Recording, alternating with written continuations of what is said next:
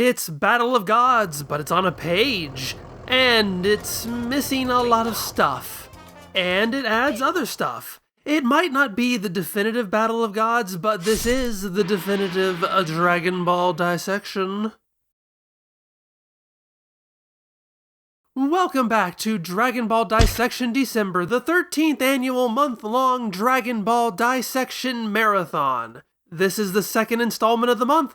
Last time we got the ball rolling on Dragon Ball Super in a macro sense, now it's time to actually start looking at specific content. And that specific content would be the Dragon Ball Super manga retelling of Battle of Gods, which was serialized between June 20th, 2015 and September 19th, 2015.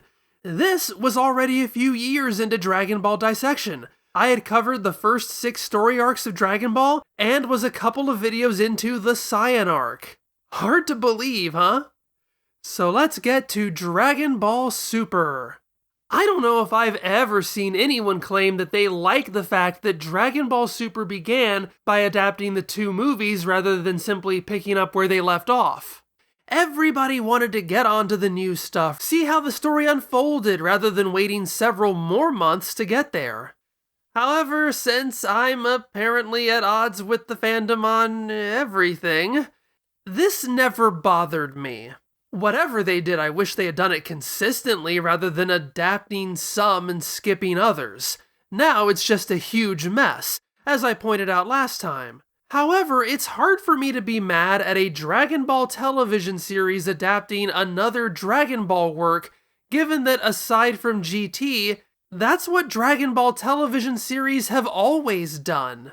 Typically, when an adapted Dragon Ball work would be presenting something new, it would be with filler stories, and that's something most people seem to think aren't worth anything. While audiences outside of Japan probably weren't used to experiencing Dragon Ball that way, myself included, when placed into perspective, it seems weird to me to complain about Dragon Ball doing what Dragon Ball always does. Except when I complain about it, then it's fine. On top of that, I find it interesting to see what new and exciting things come from someone else retelling the story, especially in a different medium. That'll be more obvious in the animated version, but this telling takes advantage of that too. The first big change the manga version makes is to not start Goku at Kaio's world. Instead, in a sequence establishing how and why Goku ends up at Kaio's in the first place, Goku begins on Earth, plowing fields with a tractor.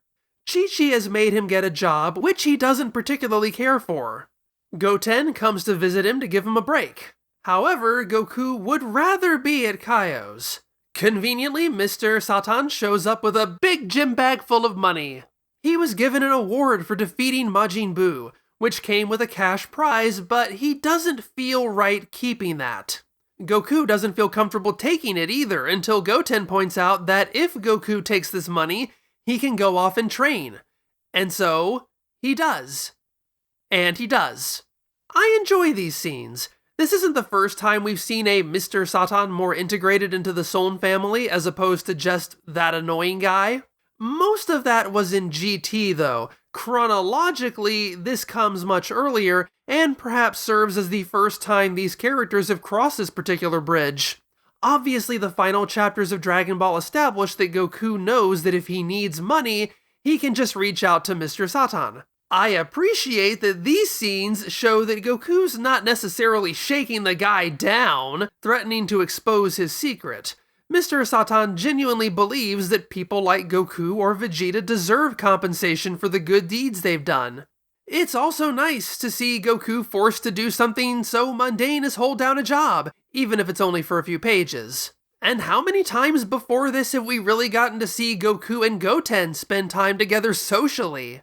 It's an interesting way to open the manga because unlike much of the rest of this telling of the arc, it's expanding on the story of Battle of Gods as opposed to truncating it. But even there, I run into a bit of a problem.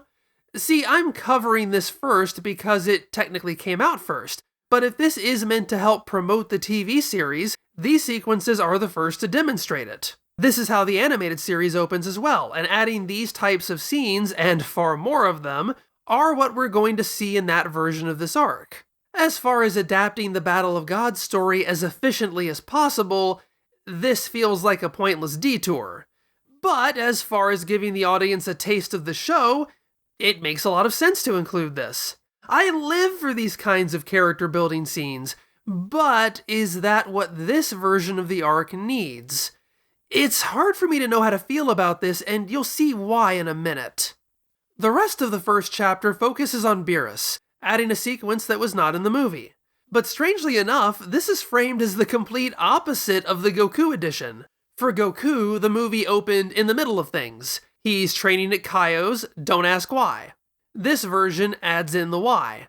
For Beerus, the movie opened at the beginning.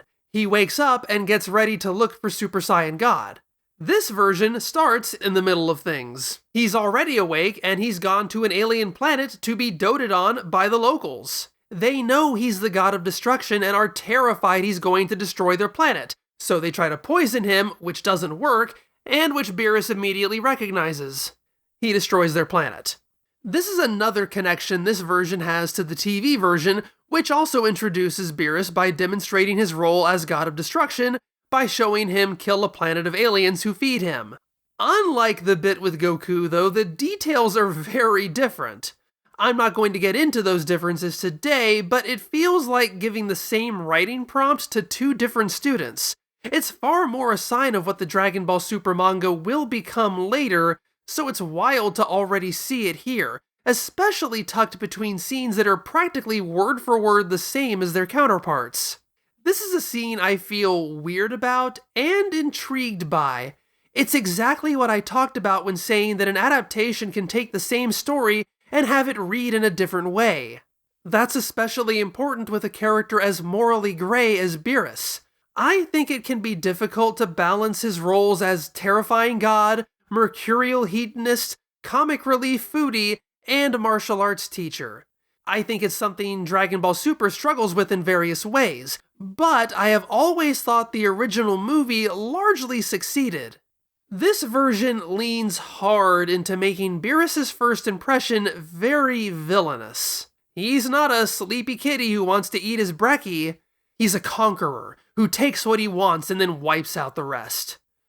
It's certainly a choice. I'd argue it gives him more, or could give him more, room to grow. At any rate, one of the dishes the doomed aliens serve him is called Soup Yasai Jinkotto, which sounds enough like Soup Asai Jingoddo to remind Beerus of the dream he had, which puts the plot into motion. I've always liked this little play on words, especially given that the middle part, Yasai, is what Saya was scrambled up from originally, vegetable. That this was able to reference that while still keeping the cadence mostly the same is pretty cool. That takes us to Chapter 2, which flows generally the same as the movie. Beerus tracks down Goku to Kaio's planet, they fight, Beerus wins, flawless victory. Chapter 3, though, is where this retelling goes completely off the rails. Bluma's birthday party's location has been changed from Capsule Corporation to a cruise ship, keeping it in line with the anime or vice versa. That's not the problem. The problem is that we open this sequence of Beerus crashing the party with the battle already in progress. Gotenks and Beerus make reference to it having begun by Boo eating all the pudding, but it's not something we ever see. We don't see Beerus spend any time with these people. We don't see how he joined the party in the first place. Pilaf and crew don't appear in this version at all. And you might argue that if we're cutting this down to the bare minimum, does the story really need all that? I've been asking myself that question.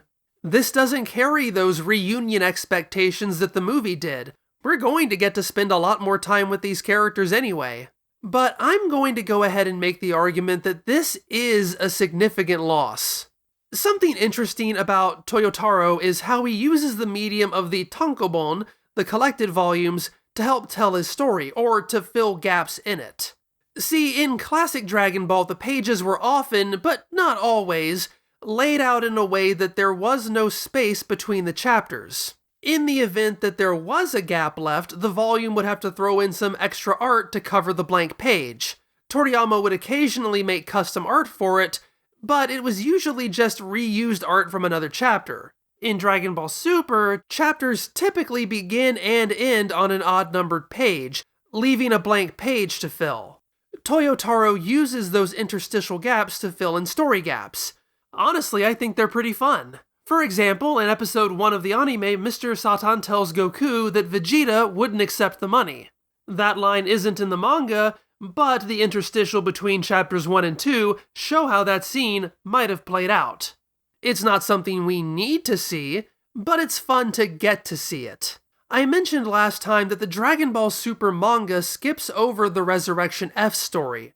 Well, Toyotaro uses the book releases interstitial between chapters 5 and 6 to show Sorbet admitting to Frieza that his story was skipped over.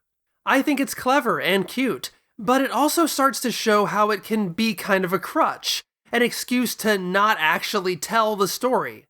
And so in between chapters 3 and 4, we get an interstitial of Vegeta complaining to the reader that he didn't get to show off his bingo dance, since the manga skips over that part. Here's the thing. It's a fun reference if you've seen the movie. If not, it's not at all an adequate substitute for losing all of Vegeta's character journey from the movie. Vegeta is on hand to provide exposition to the others as to who Beerus is, but without the context of the lengths Vegeta was willing to go to appease him, we lose all of that relationship. We'll still see him snap over Beerus slapping Bluma, but without that context showing how helpless Vegeta has been up to this point, what does it even matter? It takes a standout moment of courage and loyalty and turns it into any old reaction to any old bad guy slapping his any old wife. And that's not even getting into the continuity confusion. So up until now, the manga has been in sync with the animated version. It has Goku on a tractor. It has Beerus dining out. It has a cruise ship. But bingo dance? I'm going to go ahead and tell you this now.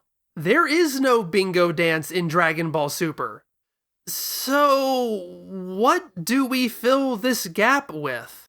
Are we supposed to assume Vegeta did a bingo dance in this version? Unlike the Mr. Satan example, this isn't even a tableau of a scene. It's Vegeta breaking the fourth wall to make a joke about it. I don't tend to take those literally. Heck, if we take it literally, Vegeta's saying he didn't get to do his bingo dance, so I guess he didn't. They're just fun references, but they're punching above their weight when they try to be story. Remember, they're not parts of the chapters. People reading this month to month would never have seen these.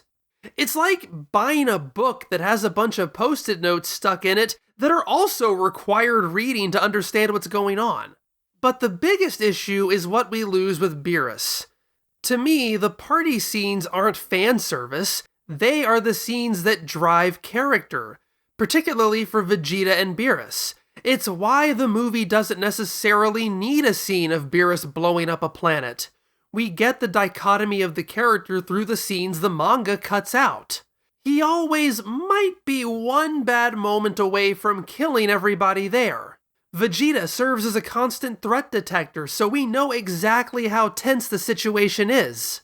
But Beerus is also extraordinarily charming and friendly. He's the life of the party. Everybody loves him. Neither of those sides is an act. They're all just parts of who he is, all parts that make up that force of nature role he plays within the spiritual cosmos. The manga leans heavily on the danger side, but they don't balance that with anything. He goes to an alien planet and kills everybody. He goes to the birthday party and beats up everybody. That's all we're left with. Because of that, manga Beerus, in the Battle of Gods arc at any rate, doesn't have that rather uncommon distinction of being a Dragon Ball antagonist who isn't necessarily a bad guy. This one just comes across as malevolent, which isn't nearly as interesting. So that's why I have mixed feelings about adding peripheral scenes when the story doesn't even have room for the necessary ones. After that, Goku shows up. The Super Saiyan God ritual is told through text boxes because we don't have time to actually tell this story properly. I can tell you right now that I don't get any chills at Vidal's inclusion like I do in the movie. Goku and Beerus fight for a little while until Beerus thinks he won. He tries to blow up the Earth. Goku is able to tap into a little bit more to stave off the Earth's destruction. Whis calls it a draw. Beerus tells Goku that they're in Universe 7 out of 12.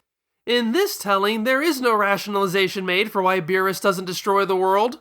They just leave. While it skims over the Battle of Gods story, the manga continues to add in its own touches. For example, it at least sets up the Resurrection F story, even if it skips over it, confirming beyond an interstitial joke that some version of those events takes place here. But what's even more interesting is how they set it up. Throughout the arc, Toyotaro is added in cutaways to two other characters who look suspiciously similar to Beerus and Whis. They seem to want to fly under the radar, hoping Beerus doesn't notice them. They're looking for wishing orbs. This is something the Kaioshin notice, and when the Beerus-looking guy, whose name is Champa, confronts them for spying on them, they refer to their eavesdroppers as the Kaioshin from Universe 7, implying that they're not from there.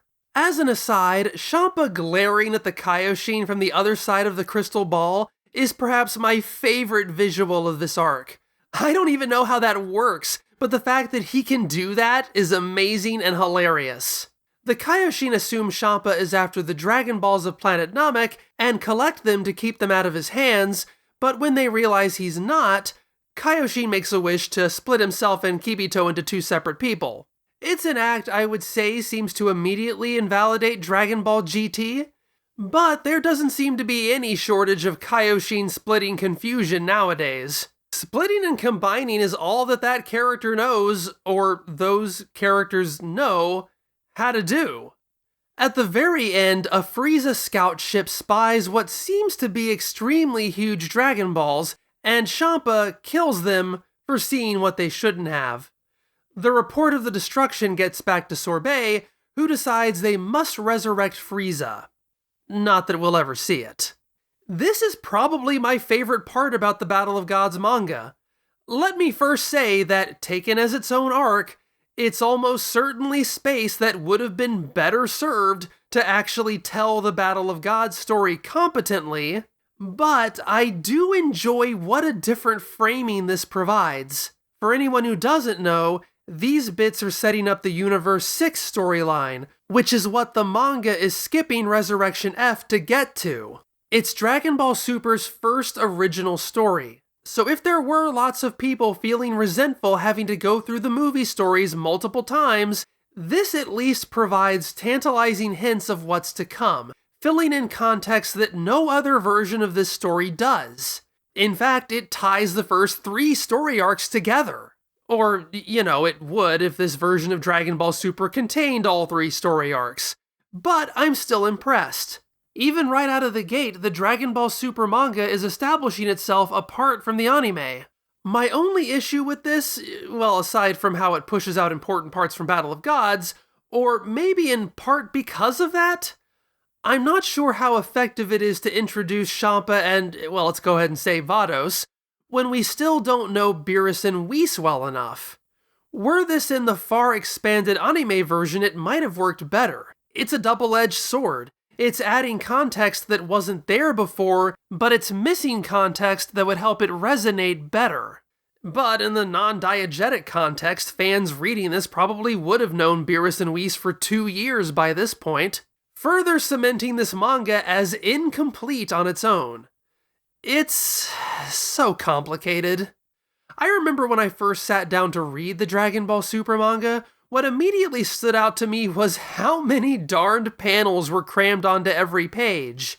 It's amazing how many tiny panels can be counted this early in the game. Obviously that's to speedrun through Battle of Gods as quickly as possible, but it certainly doesn't help this first impression. I like Toyotaro's art. It's very similar to Toriyama's, but still distinctive enough to easily tell the difference. As I always say, there's something in the eyes that makes so many of these artists recognizable to me. Toyotaro's Goku has this broad, flat face with dinner plate eyes. It's different, but I kinda like it. However, there's also a stiffness to his posing on occasion. It's not bad, but it is something that made me realize I could take Toriyama for granted. When you're used to something going well, you don't tend to notice it, and then you really notice it when it's gone, even in a small amount. Overall, though, I find Toyotaro's visual take on Dragon Ball to be pleasing. The panel compression will get better over time. The Battle of Gods manga is the worst version of this story.